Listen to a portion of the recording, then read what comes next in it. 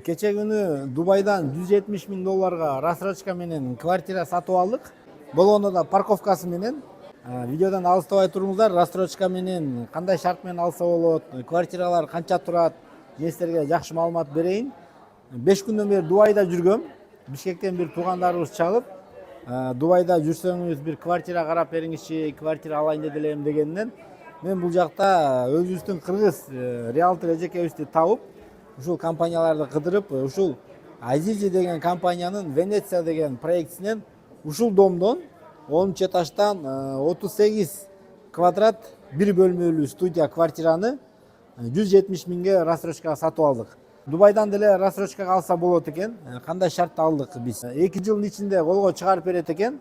1 жылдын ичинде ошол 40%-ин төлөп бүтөт экенсиз. Ошо 61 миң долларга 1 жылдын ичинде бөлүп төлөп отуруп, кийинки жылында колго берген кезде калган сумманы төлөйт экенсиздер да. Ошондой жол менен алса болот экен. Бул Азизи деген жакшы чоң компания экен. Бурдж Халифага окшогон 700 метрлик здание салып аткан, көп жылдан бери иштеп келген компания экен. Караңыздар, бул жерде микрорайондорду өздөрү эле салып коет экен да. Баягы көп компаниялар бирден тургузса, булар деген ушундай микрорайондорду бул жагын караңыздар. Канча деген гектар жерге момундай виллаларды кошо салып таштаптыр да. Квадраты 4500 доллардан айланат экен. Бул жакта 3,5 миңден баштап 8 миң долларга чейин квадраты бар экен да. 3,5 миңден баягы центрден алыстары, метро жок, ушундай бир алыс жерлерде локациясы, инфраструктурасы алыс жердегилер ошондой 3,5 миң болот экен. Ортодогу центр жердегилер мындай пик болуп аткан жерлери 8,5 миңге чейин болот экен. Люкстары. Анан ушундай орточо среднийлери бир 4,5-5 миң тегерек экен да. Бул локациясы туугандар Аль-Мактум деген дүйнөдөгү эң чоң аэропорт курулуп атыптыр да. Ошол аэропортко жакын экен, аябай эле. Жаңы курулуп аткан Жебел Али деген Пальма баягы пляж бар го, чоң. Ошого да жакын экен, Абу-Дабиге кетип бараткан жолдун эле жээгинде экен да. Бул локация туугандар аябай жакшы, инфраструктурасы боюнча жанында мечит бар экен, мечит салынып атыптыр, мектеп салынып атыптыр, балдарды дагы баягы электрокарлар бекер ташыйт экен. Карасаңыздар, момундай курулган кооздукту караңыздар. Бул жерде атайын лагуна деп коет экен, жасалма пляждар. Бул зданиядан 10 этаждан алдык да. Үстүндө бассейни менен, нар жак бетинде лагуна да көрүнөт, бул жак бетинен бульвар көрүнөт экен. Аябай сонун экен туугандар, жакты да мага. Бунун инфраструктурасы ошол өзү шаар Абу-Дабини көздөй чоюлуп атат экен да келечекте.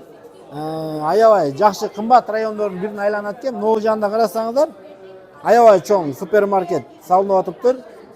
Оногул болсо дүйнө жүзүндөгү эң чоң опера театры дагы курулуп атат экен. Кыскасы ушундай жерден алдык туугандар. Бул жактан дагы атайын шоурум деп коет экен.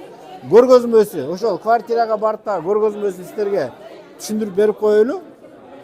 Мен туугандар элдин көбүн көрүп чын эле таң калдым да, караңыздар. Эл базап атат да, ушундай бир таанымал компания экен. Чынында эле биз кече күнү 170 миң долларга алган квартира бүгүн уже 191 миңге баалары коюлуптур да. Анткени буларда лаунч деп коет экен, старт продаж. Ошондо акция болот экен, ошол акция бүткөндөн кийин уже баасы көтөрүлүп кеткен.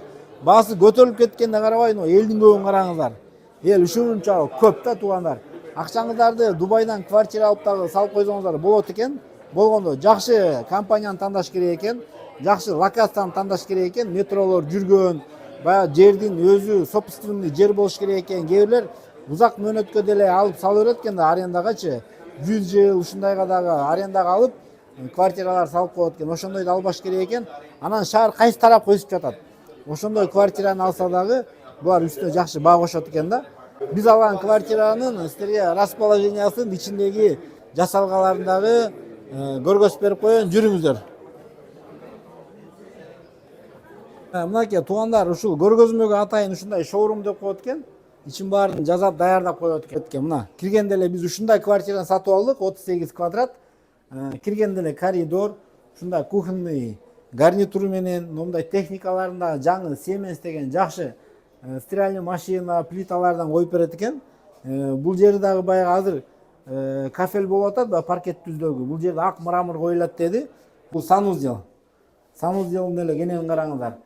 Бул жактын дагы азыр дуал ушундай серый кафелден болуп атса, Биз алган квартиранын дубалдарынын баары ак мрамордон болот экен да. Бул студияда окуйт экен туугандар.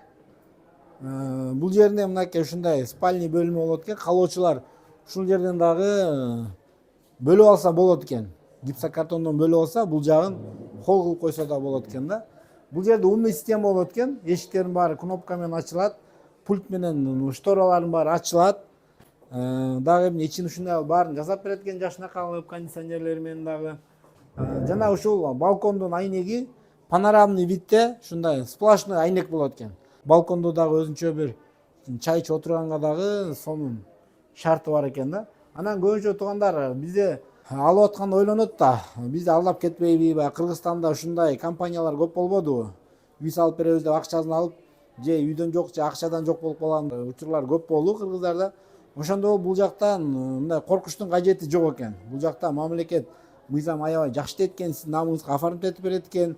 Сиз болгону мамлекетке ошо акчанын көлөмүнөн 4%-ты мамлекетке төлөп берет экенсиздер да, мамлекет сиздердин толук укугуңуздарды сактап берет экен. Риэлторлорго бул жакта компания өзү төлөп берет экен. Бизде баягы көбүнчө коркобуз да. Риэлторлор аркылуу ала турган болсок, бир канча акчабызды риэлторго төлөп беребиз деген ой болот да. Бул жакта ошо баягы первичка деп коет экен, компаниядан искотлавана сатып алганда бул риэлторлорго сиздин чөнтөгүңүздөн акча кетпейт. Мына ушундай туугандар кыскача маалымат силерге бир пайдалуу болот деген ниетте бул видеону тартып чыгардым. Бул эмненин белгиси? Бул Кыргызстан өнүгүп атат, өсүп атат, элдерибиз акчалуу болуп атат деген мааниде. Мына Кыргызстанда жатып Дубайдан квартира алат дегенди элестетчү эмес элек. Мына кыргыздар дагы бүгүн Дубайдан ушинтип квартираларды алып атат. Сиздер дагы ниет кылып коюңуздар. Аллах таала ниеттерге жеткирүүчү зат. Балким сиз дагы эртең Дубайдан сатып алышыңыз мүмкүн. Эгер чын эле ким Дубайдан ушундай квартира алам деп ойлонуп калган болсо, бизге чалсаңыздар, биз сиздерге жардам беребиз колубуздан келишинче. Видео лайк басып коюңуздар.